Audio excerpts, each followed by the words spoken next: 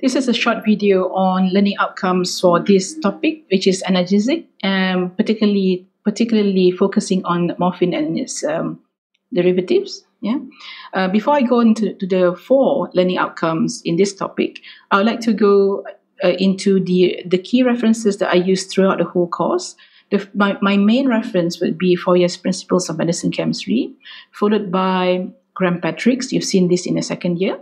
And also I'll take some of it once in a while. I'll take some of the content from Drug Analysis by TOS. So have a look at these particular books. Yeah. Okay, the first learning outcome would be that you should be able to name and briefly explain the correct nomenclature of morphine. So if you're given this particular structure, you should be able to number it and also name it from there. And sometimes you'll be also given this another representation of morphine as it is, and should be able to number the different rings as well. The second learning outcome would be that you should be able to describe and illustrate how a structure of morphine would fit into this particular Beckett-Casey model of analgesic receptor. Yeah. The third learning outcome would be that you should be able to describe and briefly explain by showing me the mechanism and stability of morphine solution. Yeah, we'll talk about this later in a bit.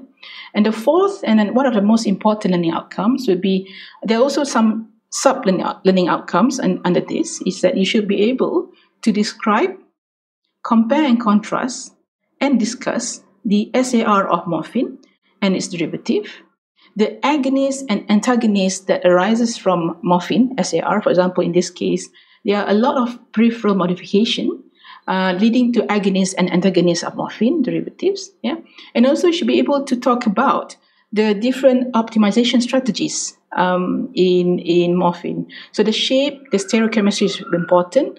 And in this case as well, you can see that if you take out the different ring, different ring E, D, C, and so on and so forth, it will lead to different consequences in terms of morphine derivatives. So these are the 4 learning outcomes that I mentioned, and I hope we can go through the learning outcomes, and you should be able to do all the 4 learning outcomes by the end of the course.